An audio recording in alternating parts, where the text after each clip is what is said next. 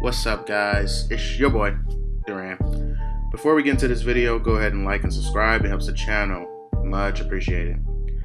Alright, guys. So, Brent Brown finally gets something right. Last week, we got news that Ben Simmons was practicing at power forward. I don't know if that was confirmed as the starting lineup, but I'm just going to pretend it is because it is a great move. You know, what the Sixers' problem with their starting lineup is they just wasn't generating enough space.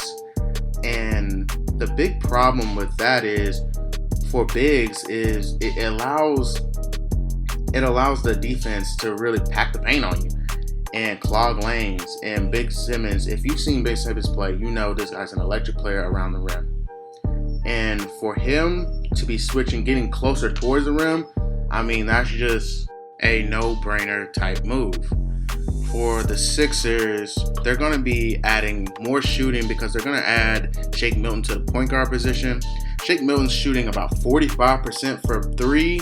I know he's only played 32 games. That's really a small sample size, but having Josh Richardson and Shake Milton on the court at the same time, I like that backcourt a little bit more than I like the Simmons and Josh Richardson pairing. You know, this is going to also help Embiid a little bit more because you don't want Embiid hanging around the three-point line a lot. I'm not going to be, on my old-timey 90s type whack thought process because honestly, I do think bigs in this era of NBA, they do have to stretch the floor. And for Embiid to probably cut down to maybe just 2 threes a game or something like that, try and cut him down because he's just a monster around the rim. Kind of like Ben Simmons, a monster. Like, you're going to have 2 guys around the rim that just can consistently get a bucket almost at will anytime they want. And that makes this Sixer team completely scary. As y'all know, I'm a Celtics fan.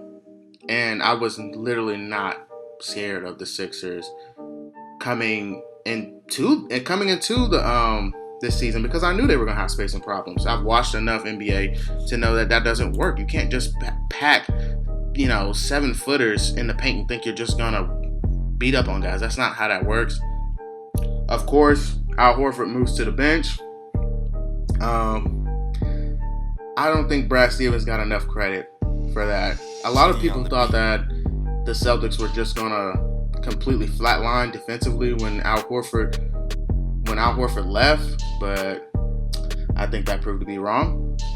But for Al Horford to move to the bench, I mean, that's gonna help them more because Al Horford on the bench with Korkmaz, on the bench with Matisse Thybulle, and then you can still stagger a little bit of your starters in there. I mean, yeah, they still got a good team. I still think the Sixers are in it now. I think they're legit in it. But that's going to be a scary team down the line, down the stretch.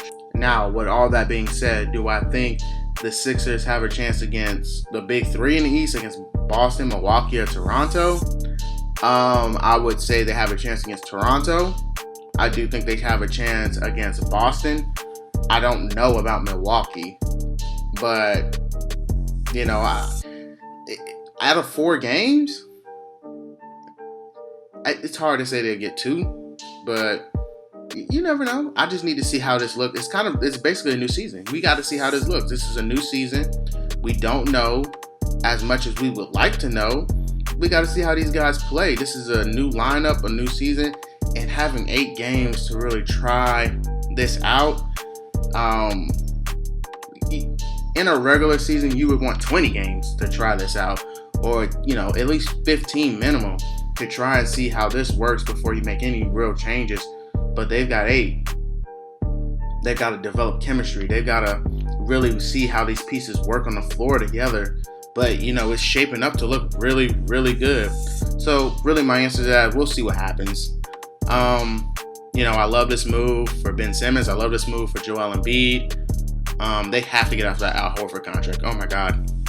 Completely terrible. And I remember where these scrubs on ESPN were saying that these guys were going to be a machine because they stole Al Horford. They were going to be a machine. But we'll see. We'll see. And yeah, peace.